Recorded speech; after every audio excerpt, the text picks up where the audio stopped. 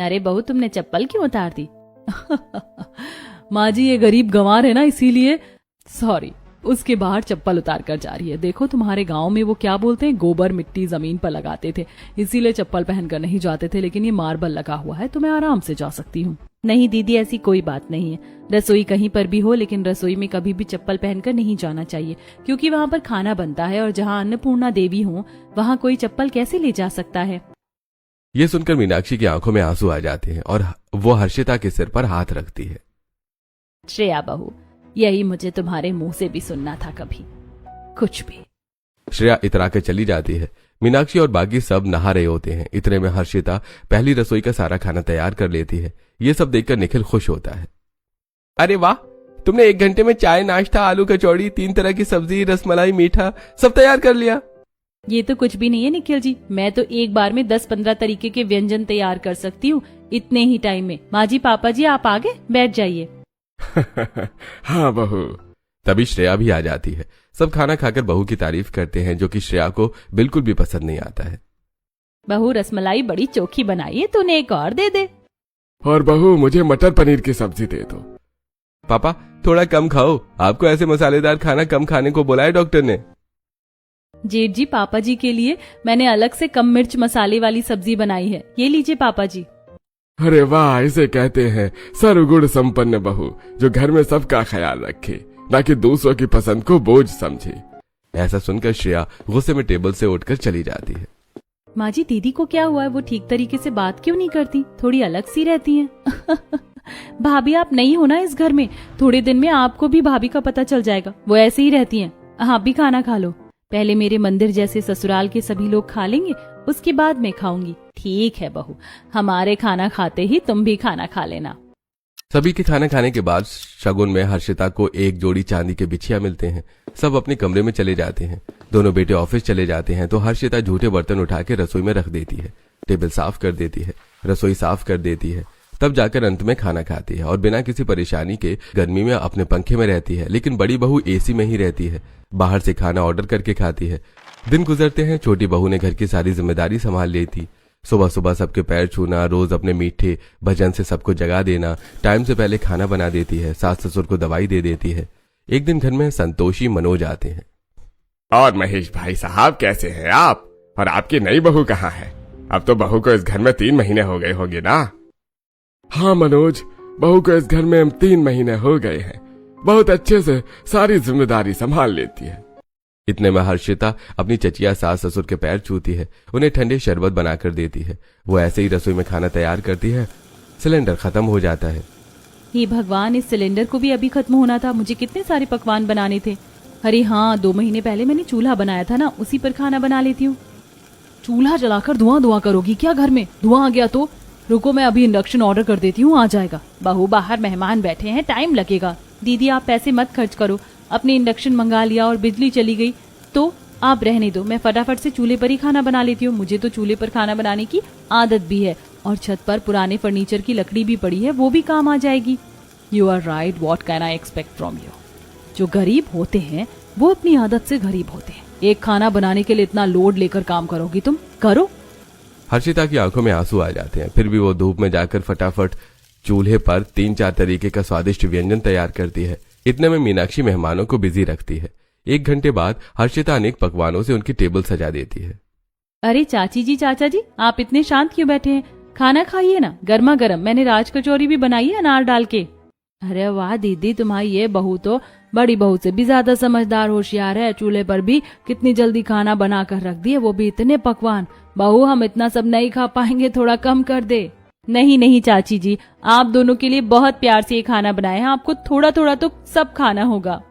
सच में भाई साहब, बच्ची बड़ी प्यारी है। ठीक है बहू, हम खा लेते हैं। आहा, इतना स्वादिष्ट खाना तो मुझे किसी होटल में भी नहीं मिला। अब तक जितनी बहू के हाथों का मिला है, कोई कह नहीं सकता ये बहू गांव की है। और गरीब तो कहीं से भी नहीं लगती, क्योंकि इतनी गुणवान जो आई है। ये बिल्कुल ठीक कहा मनोज तुमने। बस इन लोगों की यही हरकत मुझे पसंद नहीं है। काम करे वो करती रहे तो इन ससुराल वालों का मन खुश रहता है। इतना बोझ तो मैं नहीं उठा सकती बाबा। अरे बहू, ऐसे खड़ी क्या हो? तुम तो मुझसे मिली ही नहीं ना आशीर्वाद लिया। आओ यहाँ। अरे नहीं चाची जी, बार बार झुकने से मुझे कमर दर्द हो जाता है, इसीलिए मैं पैर छूने नहीं आई।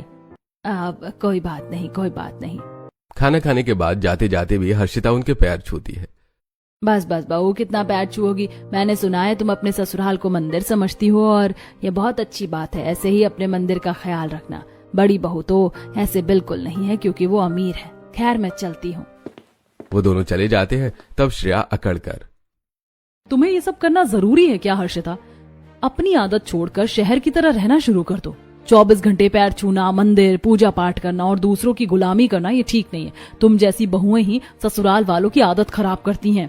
दीदी, आप ऐसी नहीं हैं और आप ऐसा सोचती हैं, इसका मैं कुछ नहीं कर सकती। लेकिन मैं अपने ससुराल को दिल से मंदिर मानती हूँ और दिल से सबकी सेवा करती हूँ। आप मुझे ऐसा मत कहिए। यही तो फर्क है इन दोनों बहू में। एक घर को बोझ समझती है, दूसरी मंदिर। दिन गुजरते हैं। एक बार ससुर की तबीयत खराब हो जाती है तो ज्यादा जुकाम होने पर छोटी बहू सिलबट्टे पर जड़ी बूटी पीसती है और फिर गैस पर काढ़ा बनाती है। अरे बाप रे, सर्दी जुकाम ने तो गर्मी में बुरा हाल कर दिया है। पापा जी, आप कल धूप में से आकर कूलर के सामने बैठ गए। सर्द गर्म तो होना ही था, लेकिन आप ये फटाफट काढ़ा पी लीजिए। इसके बाद मैं रात को काढ़ा पिला दूंगी। देखना, कल सुबह तक आपका सारा जुकाम सर्दी सब गायब। बहू, मुझे तुम्हारे माता पिता पर बहुत गर्व महसूस होता है कि तुम उनकी बेटी हो और हमारा इतना प्यार से घर संभालती हो। काश बड़ी बहू भी ऐसी होती। माँ जी, पापा जी, मुझे यकीन है एक दिन दीदी भी बदल जाएंगी। थोड़े दिन गुजरते हैं। एक दिन श्रेया बेहोश हो जाती है। तब डॉक्टर के चेकअप करने पर पता चलता है कि वो प्रेग्नेंट है। घर वाले खुशी से झूम जाते हैं। सास बहू का माथा चूमती है और उसका ख्याल रखती है। आखिर इतने टाइम बाद तूने मुझे खुशखबरी दे ही दी। बस अब भगवान जल्दी से इस घर में एक प्यारा सा बच्चा दे दे। और तू अपना ख्याल रख। तुझे कुछ भी चाहिए हो तो हमें बता देना, हम कमरे में ही ला कर दे दें। थू थू थू थू, नजर ना लगे तुझे। हो, ये क्या हो गया? ये खबर मुझे इन्हें नहीं देनी थी। अभी मुझे अपने करियर पर फोकस करना है। दिन रात ससुराल वाले अब श्रेया का ख्याल रखते हैं। श्रेया को अच्छा भी लगता है, लेकिन फिर अपना करियर का सोचकर एक दिन रजत से बहस कर लेती है। तुम्हारा दिमाग खराब है श्रेया? सब लोग कितना खुश हैं और तुम्हें अपने करियर पर फोकस करना है। तुम अबॉर्शन नहीं करवा सकती, ये हमारी खुशियां हैं। तुम्हारे लिए खुशी है। अभी मेरी शादी को 1 साल भी नहीं हुआ और मैं अभी तक घूमी भी नहीं हूं ना। मेरा मॉडलिंग करियर, सब कुछ मैं इस बोझ की वजह से रोक नहीं सकती। श्रेया, तुम हमारे बच्चे को बोझ कैसे कह सकती हो? यह हमारे प्यार की निशानी है और तुम अबॉर्शन नहीं करवाओगी। That's final. देखती हूँ तुम मुझे कैसे रोकोगे। टाइम रहते श्रेया अपना अबॉर्शन करवा लेती है, जिससे उसे थोड़ी तकलीफ रहती है। इसी बीच छोटी बहू भी घर में खुशखबरी दे देती है। अब सास अपनी दोनों बहू का ख्याल रखती है। मीनाक्षी के हिसाब से उसकी बड़ी बहू को तीसरा और छोटी बहू को दूसरा महीना था। एक दिन जब वो केसर का दूध लाकर दोनों बहू को देती है। इतनी देर हो गई, केसर का दूध ठंडा हो गया। बेटा, पहले ये तेरे और बच्चे की सेहत के लिए बहुत अच्छा है, और इसके बाद मैं तरबूज काट कर दूंगी, वो भी खा लेना। हर्षिता बहू, तुझे अलग से कहूँ, तू भी जल्दी से दूध पी। आधा दूध ही पिया है। जी माँ जी, बस थोड़ी टाइम की बात है, फिर दीदी और मेरे बच्चे साथ में बड़े होंगे, साथ में खेलेंगे। अरे श्रेया बहू, देख मैं तेरे मुन्ने के लिए क्या बनाई हूँ। अरे बस करो, क्या बच्चा बच्चा लगा रखा है? नहीं है मेरे पेट में कोई बच्चा। मैंने 2 महीने पहले अबॉर्शन करवा दिया था। नाटक कर करके थक गई हूँ। ये सुनते ही घर वालों के पैरों तले जमीन खिसक जाती है और मीनाक्षी श्रेया को चांटा मार देती है। तू इतना बड़ा धोखा हमें कैसे दे सकती है? 2 महीने से नाटक कर रही थी। मैंने तुम्हें कितना मना किया था श्रेया, इसके बाद भी तुमने अबॉर्शन करवा लिया। तुमसे ज्यादा गिरी हुई औरत मैं आज तक नहीं देखी। एक मासूम के साथ तुमने ऐसा किया। अरे हमारे घर के चिराग को बुझा दिया। बहू अपने घर की जिम्मेदारी, बड़ों की जिम्मेदारी, रिश्तों की मर्यादा, रसोई, सबको बोझ समझा, लेकिन बच्चे को बोझ नहीं समझना चाहिए था। दीदी, आपने सबके मन को ठेस पहुंचाई है। सब लोग श्रेया को छोड़कर वहां से चले जाते हैं। इस बुरी खबर को जानकर घर के सभी लोगों को झटका लगा था और कोई भी श्रेया से अब बात नहीं कर रहा था। श्रेया अभी अपनी अकड़ में थी, लेकिन मीनाक्षी अपनी छोटी बहू का बराबर ख्याल रख रही थी। बहू ये ले, अब तुझे 5वां महीना लग गया। अपनी सेहत पर ध्यान दे और ये ढीला सूट पहन लेना। मुझे पता है माँ जी, आप मेरा ख्याल रख रही हैं, लेकिन जब से ये बात आपको पता चली है, कोई भी ठीक से खाना नहीं खा रहा। इसलिए आप दोनों मेरे सामने अभी खाना खाओगे। दीदी ना सही, मैं तो आपको ये खुशखबरी दे रही हूँ। हाँ बहू, तुम जैसी बहू पाकर हम धन्य हैं। 4 महीने बाद हर्षिता की डिलीवरी टाइम आ जाता है। रात को वो अस्पताल में एडमिट होती है और एक प्यारे से बेटे को जन्म देती है। घर वाले बहुत खुश थे। घर न जाकर सबसे पहले हर्षिता ससुराल वालों के साथ मंदिर जाती है, वहां से आशीर्वाद लेती है। शुक्रिया माँ जी, पापा जी, निखिल, आप मुझे यहाँ ले आए। मैंने मन्नत मांगी थी जैसे ही मेरा बच्चा मेरे पास आ जाएगा मैं सबसे पहले मंदिर जाऊंगी, और अब मुझे अपने ससुराल जैसे मंदिर भी ले जाइए। हाँ हाँ बहू चल। सभी लोग घर आ जाते हैं तो पारुल बच्चे और उसकी माँ की आरती उतार कर खूब अच्छे से वेलकम करती है। घर बहुत ज्यादा सुंदर और डेकोरेशन से भरा हुआ था। घर में नाच गाना होता है, हर तरफ खिलौने होते हैं, और यह सब देखकर श्रेया के मन में उथल पुथल थी। ये सब बच्चे के आने से कितना खुश हैं। अगर मेरा बच्चा भी इन सब के साथ होता तो आज घर वाले बहुत खुश होते। नहीं, मुझे ये सब नहीं सोचना चाहिए, मुझे अपने करियर पर ध्यान देना है। और ऐसा कहकर श्रेया वहां से मॉडलिंग के लिए निकल जाती है और अलग अलग इवेंट में रैंप वॉक करती है। जैसे उसे कोई खुशी नहीं मिलती तो छोड़ देती है। एक दिन हर्षिता हॉल में बैठे बेटे को गोद में लेकर खेल रही थी। तभी पास बैठे श्रेया के बच्चा उंगली पकड़ लेता है, जिससे श्रेया की आंखों में आंसू आ जाते हैं। उसे इस पल अलग ही एहसास होता है। पेट पर हाथ रखती है। ये अचानक से मेरे अंदर ममता क्यों जाग रही है? मेरा दिल भी बच्चे के लिए तड़प रहा है। जैसे इसने मेरी उंगली पकड़ी, मुझे अलग एहसास हो रहा है। काश मेरे पास भी मेरा अपना बच्चा होता। अरे ताई जी की उंगली छोड़ो बाबू, मुझे आपको नहलाने ले जाना है।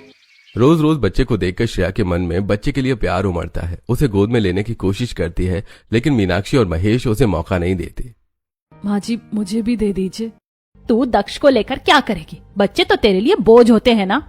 श्रेया रोते हुए वहां से चली जाती है। तभी उसे मॉडलिंग के लिए ऑफर आता है, लेकिन इसी बीच उसका छोटा सा एक्सीडेंट हो जाता है, जिसके लिए वो डॉक्टर के पास चेकअप के लिए जाती है।